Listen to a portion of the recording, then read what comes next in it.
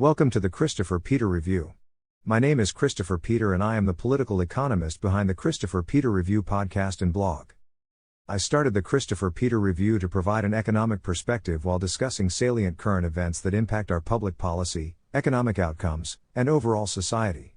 As a political economist, my focus is identifying solutions that provide the maximum amount of benefit for the greatest number of people, while considering our political and economic systems and social traditions. In our content, we focus on ideas to help make our nation and world a better, more prosperous, and safer place while protecting strongly held principles of freedom, democracy, free markets and diversity. Each week you will find a featured podcast episode posted to this site. Please enjoy this episode, and when you are ready for more content, please click on the image above to visit the full Christopher Peter Review site. I thank you in advance for your viewership and welcome to the Christopher Peter Review. My name is Christopher Peter and it is my pleasure to introduce you to the podcast that will serve as your source for common sense analytical commentary on salient current events impacting our public policy, economic outcomes, and overall society. Our objective is to provide ideas and analysis to help make our society a better place to live, work, and thrive in. In this podcast episode, we are going to discuss employment in America and why work is important in any society, as well as ideas on how to make it more protective of workers and productive for buyers of labor and our economy overall. Then, I will join Jennifer to address some structural issues with employment in America. First, let us start off with discussing why people work in general. Why is it important that people work and not just stay at home? An economy is a system of exchanges. Does not matter whether you are looking at a free market capitalist economy, a socialist economy, or a communist economy. There is a system of exchanges in order to disperse goods and services to the people that need them and provide inputs for the production and development of those goods and services. For instance, the most entitled economic system in the world, communism, may seem to provide citizens with free goods and services, but citizens exchange their labor for the production of those goods and services. In a capitalist economy, people exchange their labor for compensation and they decide what mix of goods and services they purchase based on their individual needs and wants.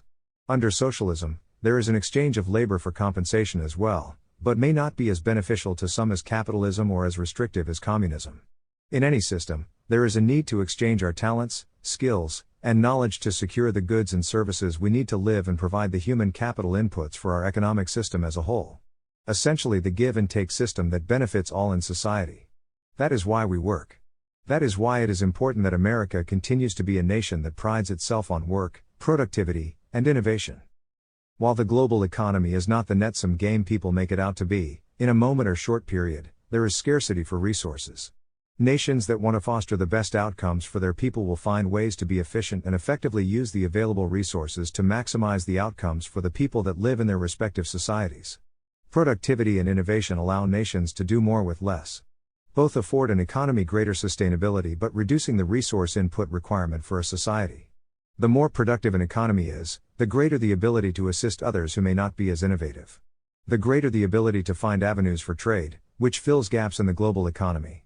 Nations with a productive and participative society are generally positioned better to perform at the highest levels globally, and the better a nation is economically, the stronger they tend to be diplomatically as well. As we just witnessed during the recent pandemic, the nations that buy more goods than they make become critically dependent on the nations that make those goods. Therefore, the makers of the goods have economic power over the nations that buy these goods. Not a great position to be in when there are shocks to the global economy. Global trade is beneficial for all. But there is an importance on having a dynamic and balanced approach to economic matters to ensure that you are resilient when these shocks happen. So we cannot have people not working in our economy when there are opportunities to improve domestic supplies of critical goods. While importing goods may be more cost-effective, we need to have a domestic apparatus to ensure that we can make these goods and can ramp up to fill shortages. At the end of the day, the reason people cannot stay at home and not work is because of the lost economic potential, an important opportunity cost, as well as the impact on the balance between those who contribute to our tax coffers that fund the non-workers and those drawing from those same coffers. We all heard the old adage that it would not be called work if it were fun. For the worker side of the economic equation, work is not always convenient. Yes, every able-bodied person should work and earn their keep in society. But, sometimes employers go to great lengths to make working inconvenient when it can be more worker-friendly and conducive to that increasing productivity that organizations want to experience. For instance, remote working is a hot topic in the employment world. People generally prefer to work remotely than have to go to the office every day. On the contrary, Many managers or leaders do not have the proper training at times to manage remote teams. Besides consultants, tech execs, and other industries that have teams not located at the same building, many leaders stick to the old and outdated approach that they must watch the people that work under them. We see organizations talk about teams being a family, message about trust and mutual respect, yet when it is time to show that trust they are not willing to. In their defense, there are times when workers clearly do not truly honor their obligation to maintain their productivity while in the home work environment. We have seen people at the beach when they should be working. Seen people shopping and dining when they are on work hours. In many jobs, you are still expected to work the same hours when you are at home as you did when you were in the office. Some view the arrangement as working the shift at their convenience. Another major issue in working in America is the wages paid to some class of workers. Unfortunately, the easier you are to replace, the less people will be willing to pay you. Because there is competition for your position. If you want more money, but someone else is willing to do it for less, then that person will be more attractive to hire. Like if you were buying a car and one dealer had an extremely high price and another had a price in your budget range or a price that allows you to afford some upgrades, you would take the lower of the two prices. For many minimum wage workers, the problem is that there is a great number of replacements for every position available. And the situation is getting worse as there are people not elevating their skills beyond this point, an influx of low-skilled labor coming in illegally, and many youths seeking early employment experience with minimum wage positions. The best way to improve your compensation and ability to elevate your career is with education, stronger experience, or entrepreneurship. Some argue that there needs to be a legislated cost of living point, but minimum wage has proven economically harmful to many communities and creates market imbalances. There are plenty of studies that show the impact minimum wage has on teen unemployment and teen crime. Also, people tend to be trapped in these positions because they lose the incentive to try to advance. This is why you see people stay in some of these jobs that were intended to be for teen workers or true entry-level workers. There is a need for income mobility. From a macro perspective too, paying more for the same quality of work is not efficient either. In the Responsible Wages podcast episode, we discuss ways to make minimum wage more tolerable and less harmful. We will discuss more about this in a bit. Unionization does increase wages to some degree, but also limits the number of available positions. An interesting point I heard during a lecture before was that with each wage increase for ports on the West Coast there were significant percentage reductions in the usage of those ports as shippers avoided the higher costs. Therefore, the long-term effect one can expect will be less staff in the future. Unions can be good. But the fixing of labor cost at a higher level than the real market would dictate does have negative impacts. I believe more people need to understand the need to approach their employment as a career. Although we discuss the importance of working from an economic perspective, you should work in a manner beneficial to your needs and wants. Do not sell yourself short to benefit your employer who will just give those savings to an investor or to your supervisor. Understand what you need and want and plan when you need to make your exit for higher pay. Understand market changes so you can take advantage of opportunities to increase your compensation for your skills, education, and experience. Every able-bodied person should work, but you should manage your work into a career. Do not get comfortable. Want better. If your current employer does not see the value in your experience and performance, maybe their competitors will. Or maybe your background can be applied to other industries. Now, let us bring in Jennifer to expand our discussion. My name is Jennifer and welcome. I wholeheartedly agree that working is important to our economy from a macro level, but also for each one of us at a personal one as well. The skills, networks, and achievements gained during our work experiences help enrich our mental capabilities, our organizations, and our communities.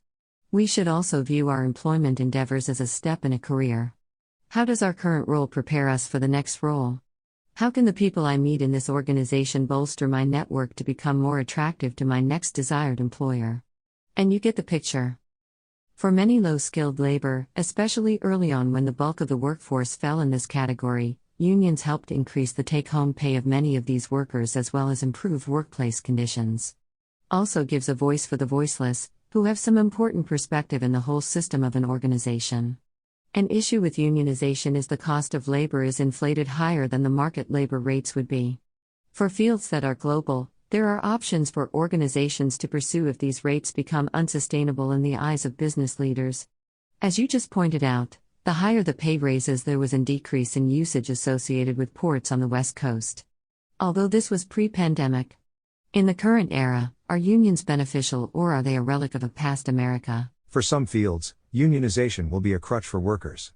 There are some people who decide it is better for them to blend in with the crowd than stand on their own to secure pay raises. In some fields, the supply and demand may need market manipulation in order to maintain what is perceived as livable wages. Although I would argue that the people excluded from the labor market as a result of union activity might not feel like they are experiencing livable wages without work. But, the argument would be for the person to find another job.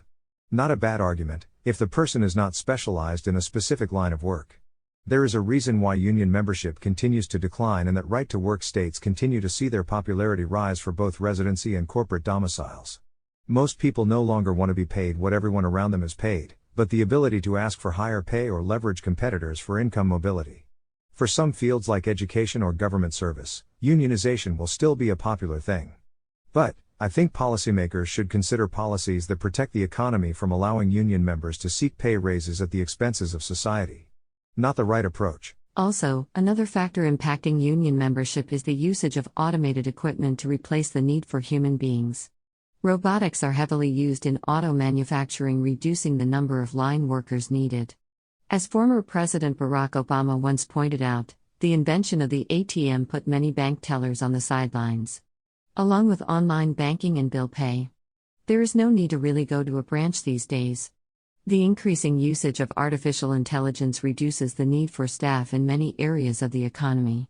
If we consider the combined impact of globalization with technology, the need for workers is shifting. But that is always the case in our society. Technology always changes how a society works. How can policymakers and business leaders address employment shortages that may be a result of technology? I always believe that technology is a good thing. Technology makes us smarter, more efficient, and improves quality. The real issue is how do you handle when a local retailer has a self-checkout or a kiosk instead of a cashier? The answer is that you have to allow for innovators and entrepreneurs to foster the organizations that will help turn these diminishing skill sets into a different function.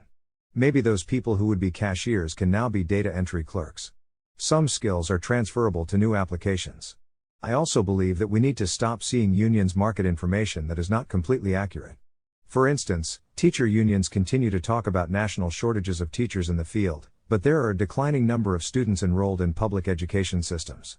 Improving the teacher-to-student ratio is important, but I think creating a misleading sense of a shortage, when students will graduate and struggle to find work upon graduation. Like lawyers who are being replaced with technology. I believe we need to do a better job of identifying true areas of need and encouraging employment and training in those areas. Many people who are being displaced by market shifts like technology or by public policy that makes their field the enemy of the environment in the minds of the left will need to find new fields and be trained in those functions.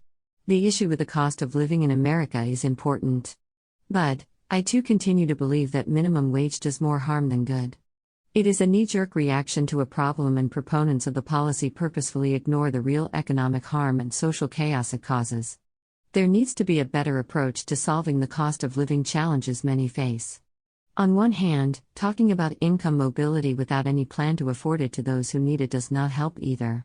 We need to have a solution that helps people who are willing to work be able to cover their expenses and plan for a path of income mobility without harming the economy and creating market imbalances that increase inefficiencies. I believe there is a great irony to see that the markets are doing a better job of improving wage growth than policymakers currently are. I do not believe America should have a national minimum wage, but minimum wage should be local within the limits of a city. The economic effect of a specific wage level varies between geographical locations. Consider the common number of $15 an hour. In a city like New York or Los Angeles, that figure is not livable by any means. In other places, you could do fairly well for yourself with that amount. It is all relative to where you reside. Also, once you set a floor for wages, the cost of living will also be impacted because now companies or local businesses will need to adjust how they allocate revenues. Here is something many people are not aware of. Most small locally owned businesses have clients who reside fairly close to the location. Of course, online retailers or web sellers are excluded, but most businesses have customers without a reasonable range of the location. For a multinational, they may make the adjustments to an expense account. Maybe raise prices in inelastic markets or just reduce the number of employees in the impacted market. But local small businesses will have to raise prices to generate the revenue to offset the new expense. As you can imagine, that increase can be quickly erased if the cost of living increases proportionately. But we know the increases will most likely exceed the actual cost incurred from minimum wage. Then you experience the employment loss, The negative economic consequences we discuss all the time. Work is important to a society and there are things we can do to make work more convenient. Remote working is not a bad thing, but something most employers should allow. Develop a leadership style that allows you to track productivity, maintain connectedness, and still develop talent. Workers should think of employment in terms of careers, not jobs. Think of the long term, not just the here and now. Employers should be willing to pay reasonable wages. You get what you pay for. Increase the rates but also set standards that are measurable and firm. Also, our society needs to do more to encourage entrepreneurship, not just becoming a cog in the corporate or government systems. There are benefits and challenges to being your own boss. But, the economy always needs new market participants to hold current ones accountable to the customers. Many mature markets have little competition and need disruptions by new thinkers and service providers. Competition does more good than regulation. In closing, I thank Jennifer for her continued contributions to this podcast. Also, I thank the audience for taking the time to experience this episode of the Christopher Peter Review Podcast. We truly appreciate your viewership and continue to collaborate to ensure we offer common sense and informative content. The Christopher Peter Review features not only this podcast, but feature commentary from Christopher Peter and news coverage via yours truly. Please continue to visit the Christopher Peter Review channel at www.crcrvw.com daily for new podcast episodes, commentary, news coverage, and curated news content as well. Our focus is always providing objective common sense analytical content centered on facts, evidence, and data. We leave the partisanship and political hysteria to other sources. Thank you once again for experiencing this podcast episode and we will see you next time. My name is Christopher Peter and welcome to the Christopher Peter channel. I strongly believe that the issue of livable wages is one worth talking about as there is a valid government interest in terms of how this issue impacts our economy and overall society. Protecting the living conditions of those who work, but struggle to advance out of low-wage positions that fail to meet their needs, is important. I believe we should be able to set aside our normal preconditioned responses to rethink livable wages. Maybe even set aside how we perceive the issue and the framework used in the past to address it. Maybe we need to look at the issues outside of what we expect the government to do about it and consider what other institutions can do to help. In a minute, I will discuss the traditional government response and why I believe it has not been the most successful approach, although we can understand why policymakers approach the issue in the manner they do. First, let us address our normal preconditions. Progressive liberals normally attribute a sense of victimhood, greed, or exploitation to the issue of low-wage work. The belief that those parties in power will suppress wages to control the workers. But, they fail to see that workers are not assigned to these positions. They apply, interview, and accept the positions and the terms and conditions that come with them. If you apply for a job that typically pays $7.50 an hour, then you accept the position with the $7.50 an hour pay, but later on determine the compensation does not afford you the ability to make ends meet, the employer cannot be party to blame. Understandably, there are life situations that are simplified out, but there are also considerations of personal responsibility and common sense that are excluded as well, which I think we can address as well. In contrast to the liberal position, conservatives focus on the issues caused by the creation of minimum wage. There are issues with unemployment and violence in impacted age groups, which are valid concerns. But, potential problems should not prevent the pursuit of a solution. Identifying potential problems can simply show what externalities need to be mitigated. When the government pulls data, determines that their analysis shows what the typical cost of living in society looks like and identifies areas below the low end of their projection, the knee-jerk reaction is to simply pass a law that sets a price floor to the low end of their analysis. In theory, it means everyone will be at least able to afford housing, feed their family, and meet their most basic needs. There is nothing wrong with trying to afford people access to basic necessities. A wealthy nation can be compassionate. We now know that once the government does this, the increased cost to employers is passed on to customers and circulates throughout the economy. Compared to other costs employers face, labor is the easiest one to adjust. Spending more without the ability to offset the additional cost will lead anyone to figure out ways to reduce spending. Think of it as an equation. You can change the variables to rebalance the equation. Let's say you can afford to pay $1,500 an hour in labor. Say you employ 20 people, which would allow you to pay $7.50 an hour. Now the government tells you that you must raise the per person hourly pay to $15 an hour. But you can still only pay $1,500 an hour total expense at your current revenue level. You have two choices. You can decide which 10 employees you are willing to pay $15 an hour to and which ones you will wish them all the best. While the remaining workers enjoy a higher wage, The feeling will dissipate as they realize the collective amount of work does not decrease. The other option is to pass on the additional cost to the customer, who will in turn continue the cycle. Yes, this is called inflation. The hope would be that the potential loss in business would not inevitably lead you to reducing your staff as revenues decline. So in this obviously oversimplified example, you end up with higher wages combined with higher workloads, increased unemployment, and inflation. The people still remain at the bottom of the wage ladder, but now there is less opportunity for transition, and with that inflation, your wages are no longer livable. Yes, the goalpost moved due to unintended consequences of public policy. So you will still have the issue of livable wages, but political leaders can win elections by doing very little to solve the problem. The next class of leaders will double down on the same failed policies and continue hoping the realized outcomes are not realized until they are no longer on the ballot. We have not considered the impact of unemployment related to crowding out. People are now attracted to positions not intended for them. This is why we see so many people working in fast food that attempt to raise a family on an income level meant for teenagers seeking to contribute to their households or develop basic work skills. You can tell whether an employee worked prior to graduating college. Their work ethic is different. More likely to be a self-starter and less hand-holding. For those needing the income to contribute to their households, the increase in teen unemployment typically coincides with increases in crime in this group. If they cannot rely on illegal channels, they will find funds elsewhere. Also, is there fairness in having a national minimum wage? There are differences in the cost of living in states like New York, California, New Jersey compared to Idaho or Alabama. If you are going to have a price floor, it should be considerate of local economic conditions. The government has a valid interest, but might not be the best source for a solution to improving livable wages. Let us take a moment and consider a possible shift in traditional dogma. Many human resources departments like the buzzwords of human capital, but many companies do not really view employees in that manner. What if employers could think of their staff as a capital asset rather than simply labor costs that need to be kept in control? While many people simply want employers to pay employees more, employers may need to rethink not the number of employees but how employees are viewed in regard to revenue generation, profit maximization, or other metrics of success.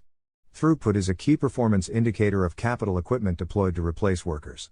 For instance, ATMs can service more customers over a 24-hour period than bank tellers could ever. Kiosks, self-checkout, and other tech solutions are deemed useful because of how customers can be serviced in efficient and effective ways. What if employers viewed employees based on how well their productivity, customer service, and consistent quality impacts the customer experience, retention, and reputation of their organizations? I believe employers should consider providing more avenues for low-wage workers to earn incentives that can boost their wages. Afford paths to income mobility for workers that show ambition, effort, and professionalism. A good way to avoid new government rules is to proactively implement solutions before politicians make it a campaign issue. Employers proactively investing in their workforce and treating them like assets rather than a budget line can help with livable wages. Focus on the revenue per metric rather than the cost. Focus on how to motivate workers to grow your business in exchange for rewards and opportunities. I believe making workplaces more entrepreneurial will help drive performance and increase satisfaction for workers who truly want to do right for their employer while earning a living at the same time. As I have stated in my previous podcasts, I believe the government should provide a level of exemptions to protect teen employment opportunities. While these workers should not be exploited, a slightly lower wage can help both sides. Maybe for workers under the age of 22. Therefore, there is still an incentive to pursue higher education, trade school, or the military. The long-term solution for improving wages is helping people elevate themselves out of these positions and market skills, experience, education, and reputation for opportunities with higher compensation. Price floors simply are not the most effective approach.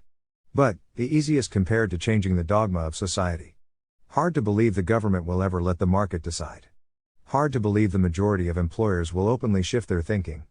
The rational goal should be finding changes to make policy effective, efficient, and constructive. Having regional living wage targets, exemptions for youth workers, and addressing income mobility can achieve that mission. For more content, please click on the images above and below to experience the Christopher Peter Review and additional content channels available on the Christopher Peter channel.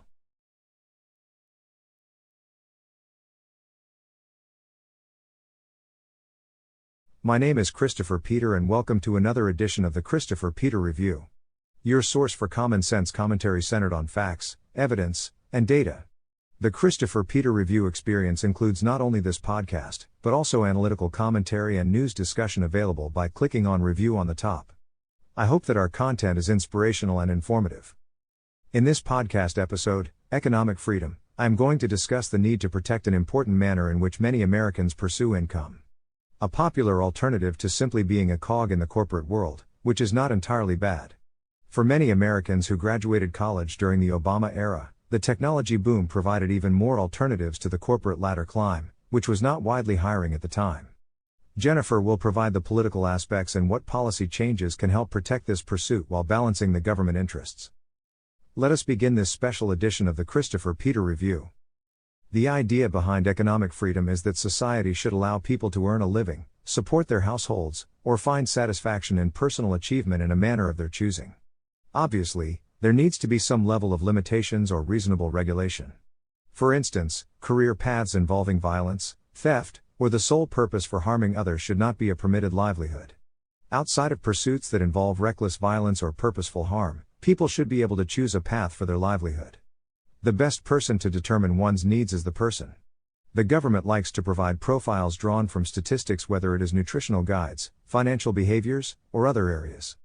But we must remember these are generalized over the sample population. People trying to build muscle or lose weight have a greater protein requirement than the average person. People tend to not always fall into the average profile. We are all unique. Our needs are unique. Our wants are unique. As such, we need an economy that allows us to attain custom solutions and the freedoms to operate our lives that align with our individual being, not just some statistic. In the United States, we are blessed with a dynamic free market capitalist economy. A dynamic free market capitalist economy that affords us with a wide range of opportunity. We enjoy a plethora of different career fields one can choose from.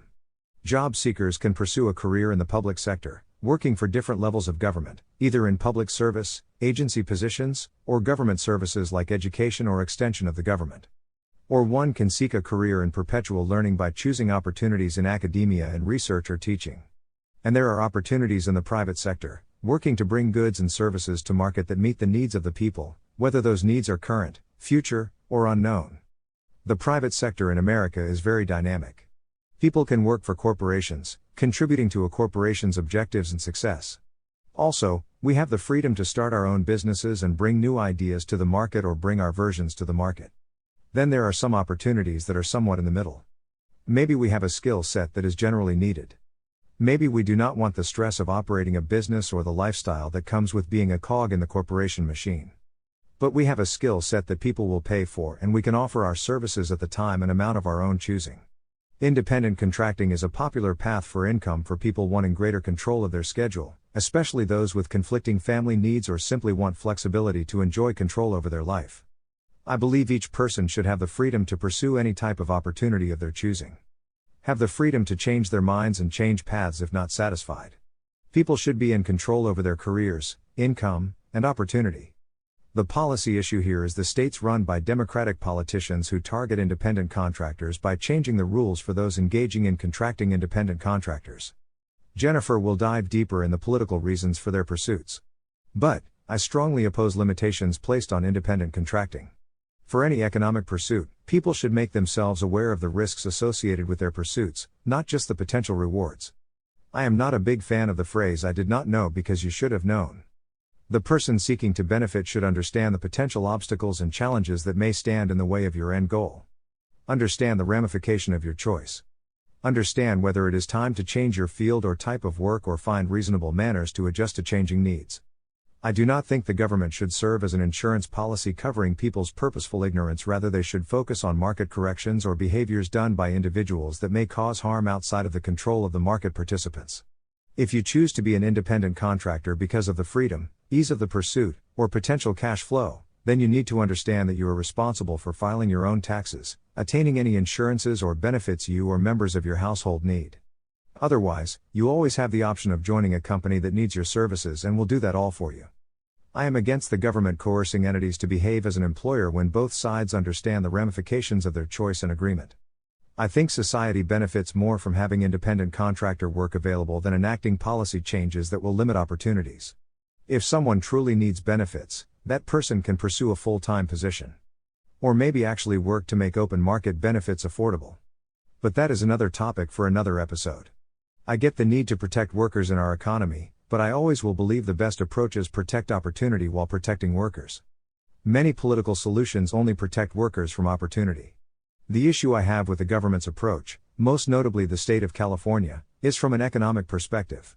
If you determine that independent contractors are employees of their payer, then you will undoubtedly have unemployment and will block many capable workers from these fields. The economic benefit for society, beyond the payer and contractor, is the availability to have a service provided when needed in an efficient manner.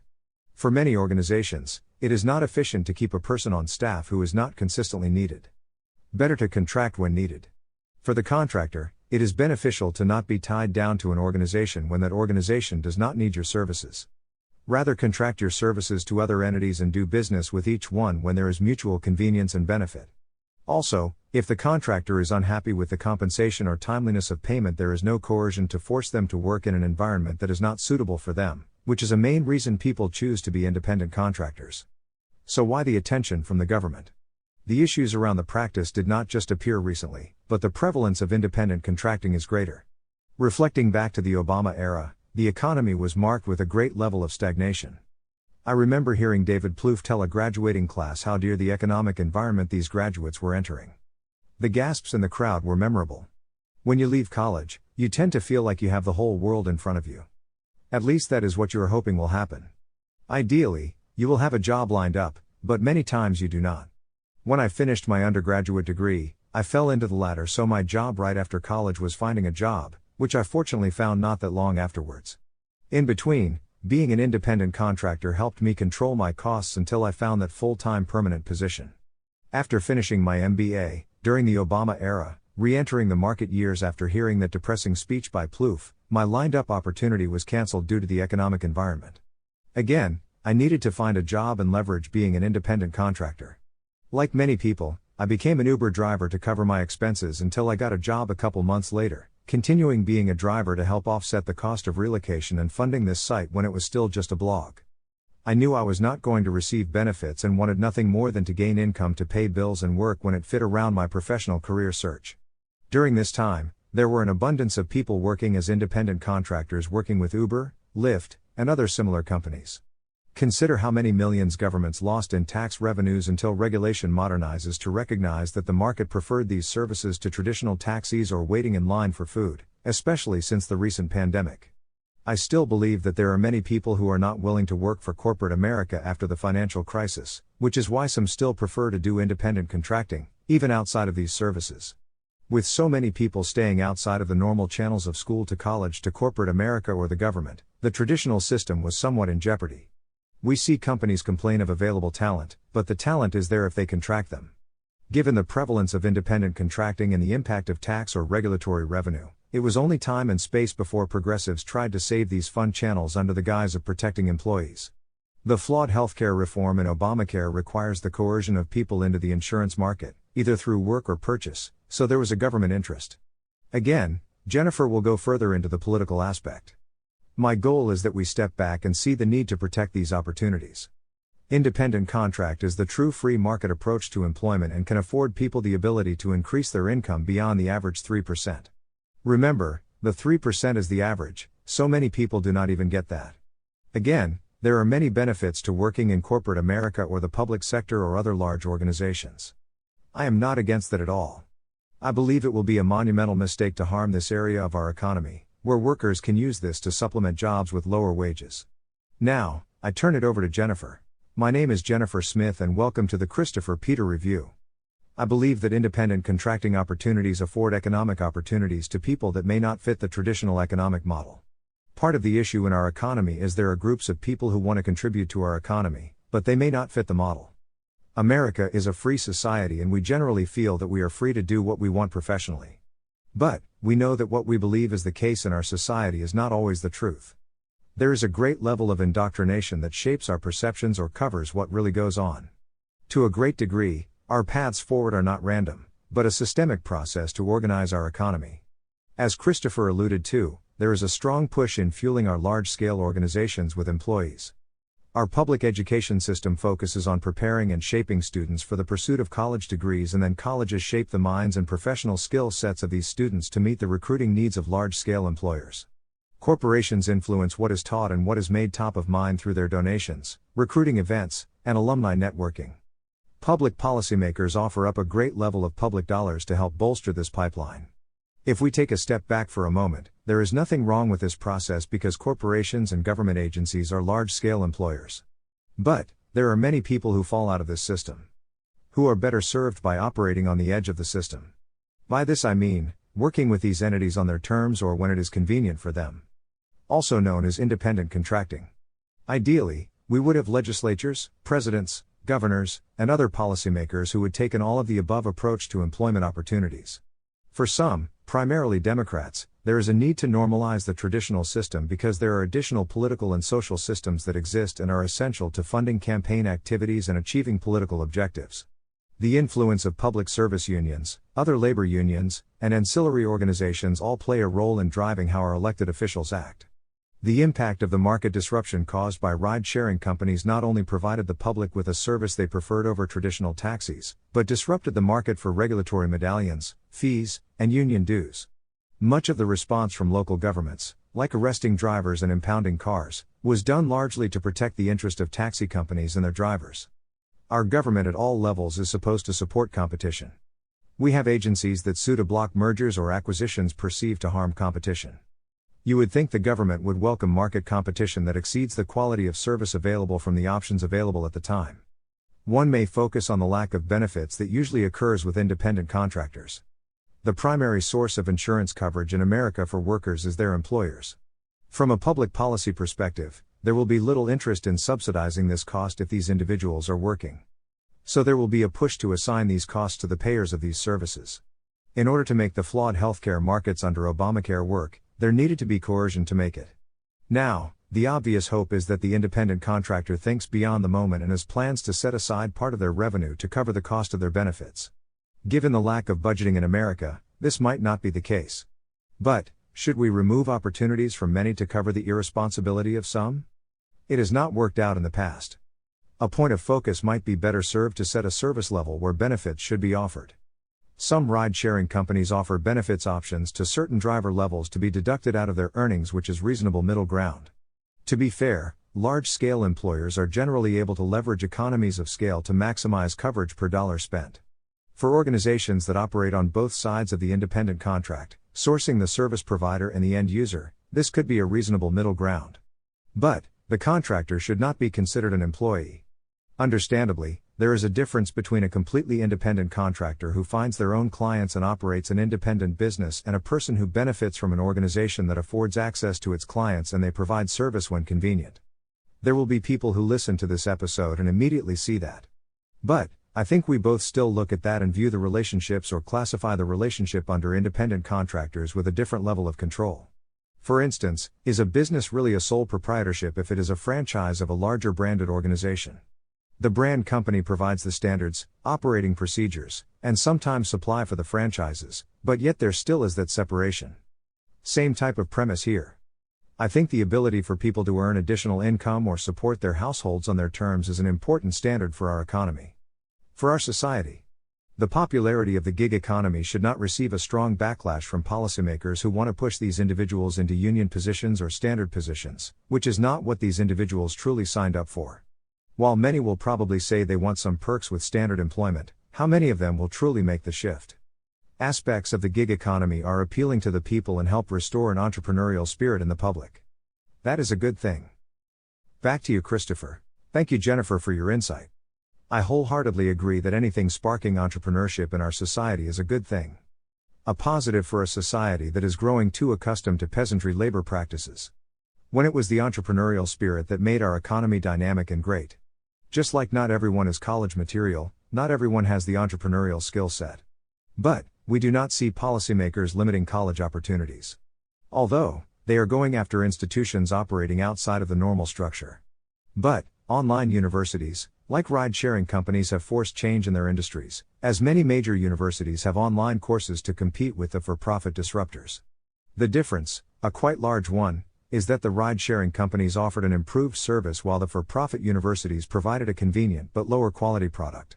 Again, another topic for another episode. Back to independent contracting, the approach the government is taking with going after the payer is similar to the tactics used in the war on drugs. Focus on the pipeline or large suppliers and the rest of the channel will eventually die out. If companies like Uber or trucking companies are forced to consider their independent contractors employees, then the overall opportunities will dry up despite the available capacity. The corporate mode of efficiency is scaling up the productivity of employees, where they will only employ a small segment of providers, require them to cover the market demand, control their quality of life, and constrain their income viability. This is not the path we need in our economy. If this is really about protecting the workers, increase opportunities for independent contracting and entrepreneurship and make benefits market-driven and competitive across the nation, not just in local markets. To some degree, it is becoming more beneficial to the workers to be an independent contractor than an employee of the company. As we close this episode of the Christopher Peter Review, we thank you for taking the time to experience this edition of the Christopher Peter Review podcast. We truly appreciate your viewership and continue to collaborate to ensure we offer common sense and informative content. The Christopher Peter Review features not only this podcast, but feature commentary from Christopher Peter and news coverage via yours truly. Please continue to visit the Christopher Peter Review channel at www.crcrvw.com daily for new podcast episodes, commentary, news coverage, and curated news content as well. Our focus is always providing objective common sense analytical content centered on facts, evidence, and data. We leave the partisanship and political hysteria to other sources. Thank you once again for experiencing this podcast episode, and we will see you next time. The state of California took a controversial and questionable step in altering the employment relationship between many organizations and their independent contractors. California enacted legislation companies to consider most classes of independent contractors as employees of the company. Proponents of the law praise access to many potential legal protections afforded to company employees. Opponents decry the potential negative impact it will have on businesses, especially ones that most exclusively hire contract employees.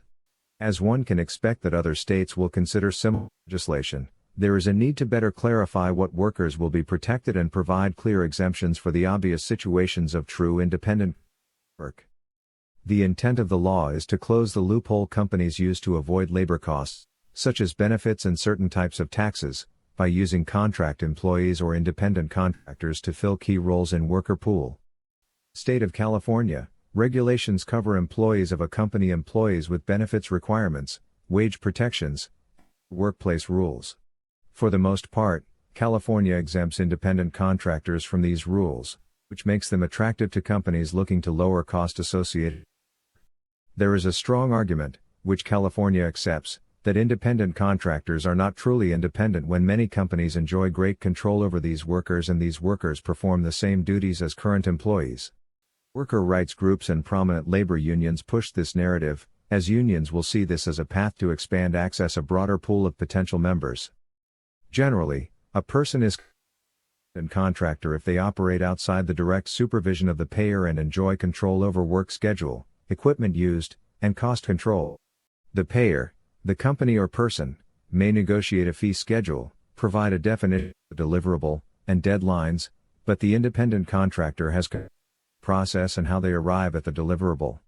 In the cases of true independent contractor relationships, organizations may seek to exert greater influence on how the end product is produced, as regulatory bodies and customers require greater into supply chains, including professional services.